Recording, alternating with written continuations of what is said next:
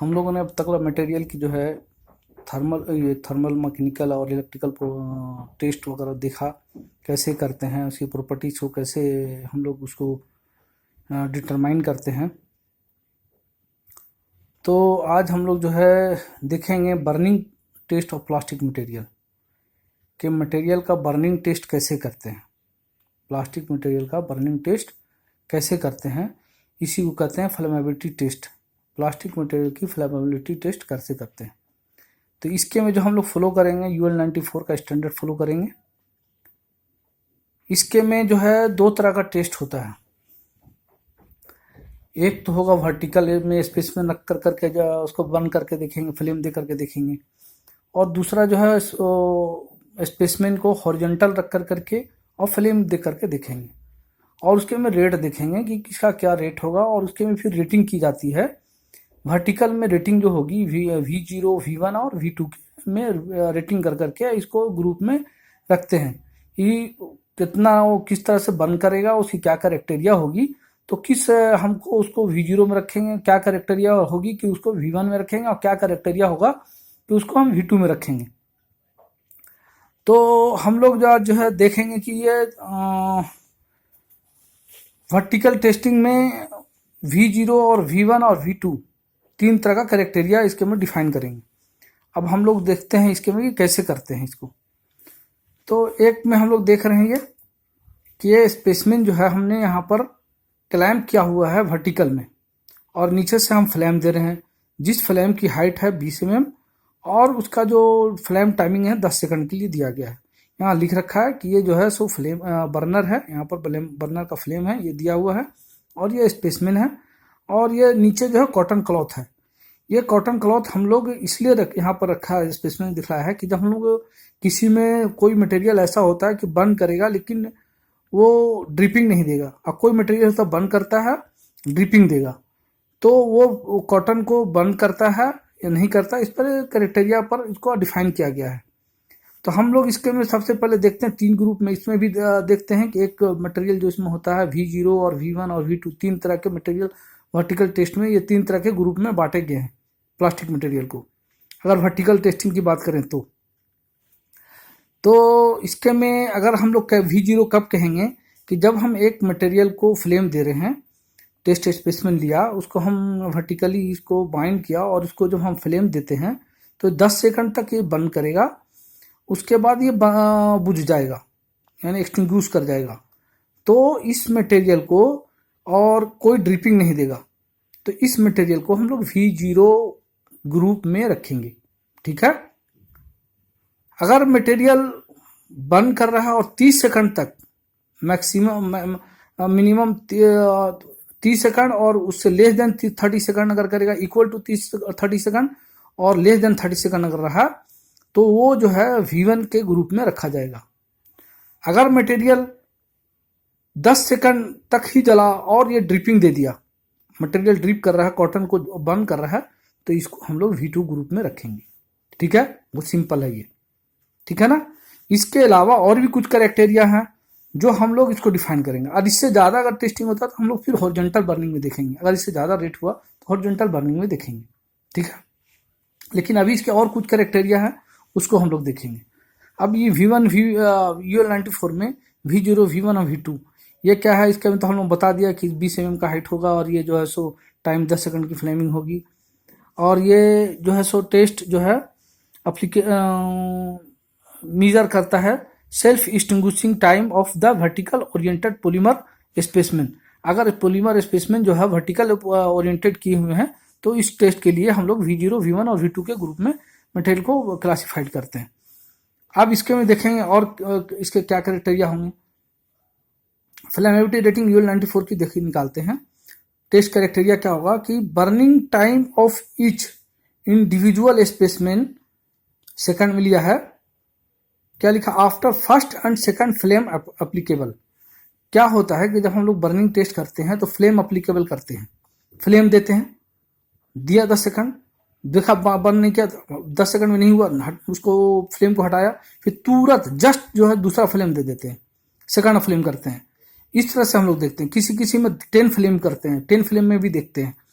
तो फाइव में भी देखते हैं, कुछ ऐसे टेस्ट हैं जो फाइव में भी देखते हैं। तो लेकिन यहाँ पर जो है हम लोग जो है अभी फर्स्ट और सेकंड फिल्म अप्लीकेबल में हम लोग देखते हैं इसका क्या रिजल्ट होगा। ये 10 सेकंड तक अगर जल करके यानी कि लेस देन 10 सेकंड और अप टू 10 सेकंड, और तो ये हो जाएगा V0 ग्रुप में रखा जाएगा, ठीक है ना। अगर 30 सेकंड होगा और लेस देन 30 सेकंड होगा तो ये V1 में ही होगा, और लेस देन 30 सेकंड होगा और अप टू 30 सेकंड तो ये भी जो है V2 में भी रखा जाएगा इसको। लेकिन इसके और भी बहुत कई कैरेक्टर अभी और देखना बाकी है कि किस तरह से हम लोग इसको V1 में रखेंगे। अभी इसके लिए देखो V1 में और V0 में और रखने के लिए हमको क्या करना है, जब 10 फिल्म लेंगे तो इसका जो 50 सेकंड तक होना चाहिए, 2 हो गया V0 के लिए। तीसरा हो गया burning and glow, after glow जो होगा ये फर्स्ट और सेकंड फ्लेम एप्लीकेशन केबल पर ये मैक्सिमम जो है लेस देन 30 सेकंड और अप टू 30 सेकंड होगा। तो तीसरा कैरेक्टर हो गया, और इसके में ड्रिपिंग नहीं होगी। तब ऐसे मटेरियल को हम लोग V0 ग्रुप में रखेंगे, ठीक है। और ये पूरा जो अप टू जो जहां तक हमने क्लाइम किया है स्पेसमैन को, ये वहां तक नहीं बर्निंग होनी चाहिए इसकी। तब ये नो स्कीम दिया है कि जो है सो कंबस्टन जो इसका है अप टू होल्डिंग क्लैंप नहीं होना चाहिए। स्पेसमैन कंप्लीटली बर्न होता है क्या, नहीं होना चाहिए। तो ऐसे मटेरियल को हम लोग V0 ग्रुप में रखा है। सेम यही चीज है कि अगर हम लोग फर्स्ट एंड सेकंड फ्लेम के बाद ये 30 सेकंड चल रहा है और 10 अप फ्लेम एप्लीकेबल पर 250 जाएगा, और इस बर्निंग आफ्टर ग्लो जो है इसका सेकंड फ्लेम एप्लीकेबल पर 60 सेकंड तक जाएगा, और इसके में ये जो ड्रिपिंग है वो नहीं होगी। ऐसा मटेरियल, और ये फुल स्पेसमैन भी नहीं बर्न करेगा। तो ऐसे मटेरियल को हमने V1 में रखा है, ठीक है। उसी तरह से हम लोग फर्स्ट और सेकंड फ्लेम में ये जो है ये भी 30 सेकंड जाएगा, देखो दोनों सेम 30 सेकंड जाएगा, ये भी 250 सेकंड तक जाएगा। अगर ये टोटल बर्निंग जो है टाइम इसकी जो है और 10 फ्लेम एप्लीकेबल पर 250 से भी जाएगा, 250 से भी जाएगा 10 फ्लेम पर।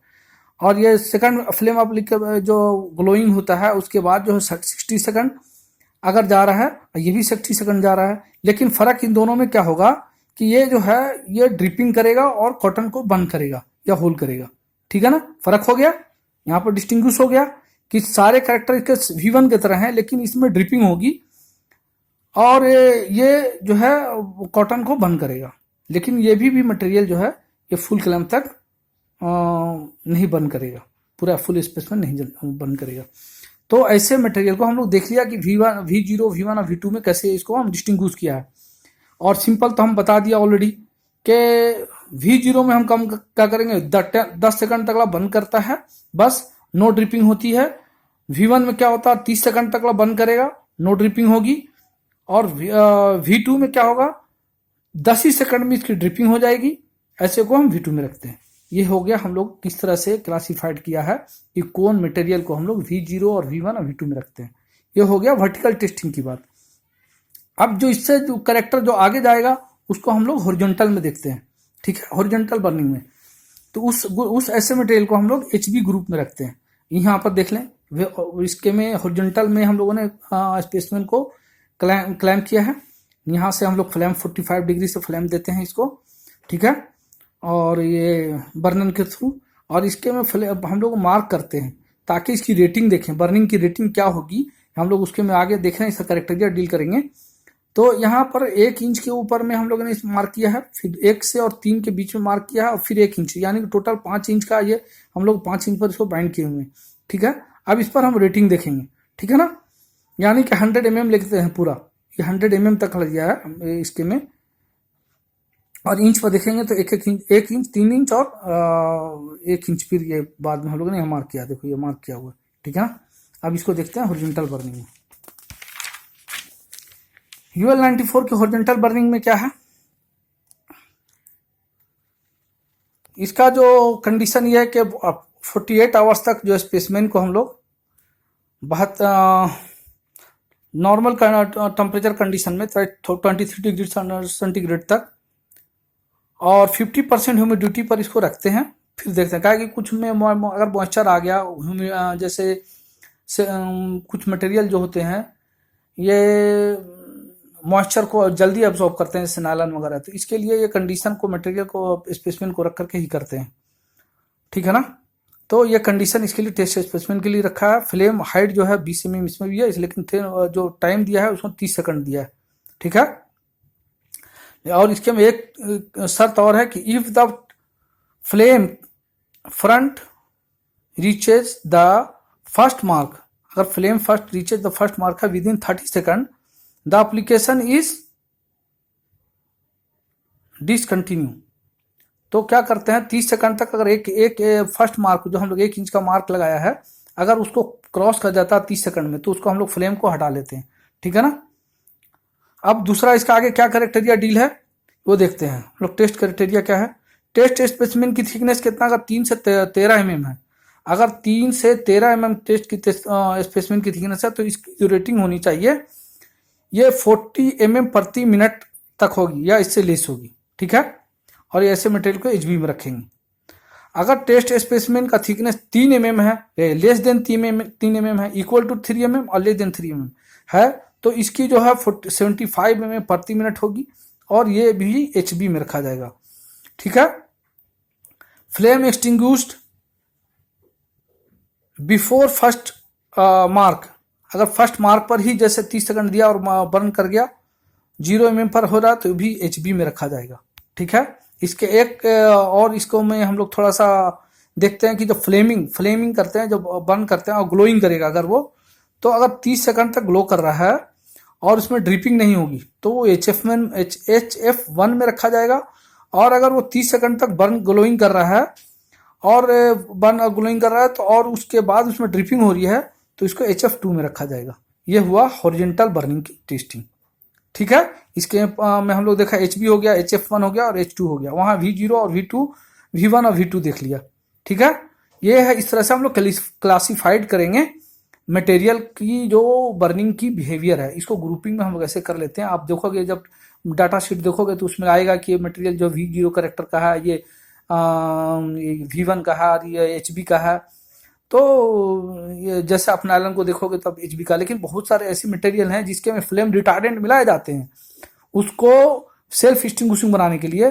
तो ऐसे भी ज़्यादातर प्लास्टिसाइड मटेरियल जो मार्केट में आते हैं कि हमको जो है सो प्लास्टिसाइड किया जाता है कि हमको इतने बर्निंग का HB का चाहिए या V0 का, उस हिसाब से वो फ्लेम रिटार्डेंट मिला करके मटेरियल को टेस्ट कर करके देख लेते हैं कि मटेरियल जो है किस ग्रेड में आया है, बर्निंग के किस ग्रेड में आया है, उसी हिसाब से उसकी टेस्ट सर्टिफिकेट बनती है, ठीक है।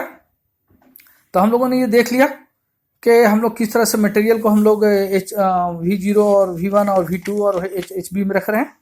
बहुत ही सिंपल है, अगर ध्यान से पूरा देखेंगे तो बहुत ही सिंपल टेस्ट है ये, लेकिन बहुत ही इंपॉर्टेंट है ये, ठीक है। Okay, thank you for watching this video.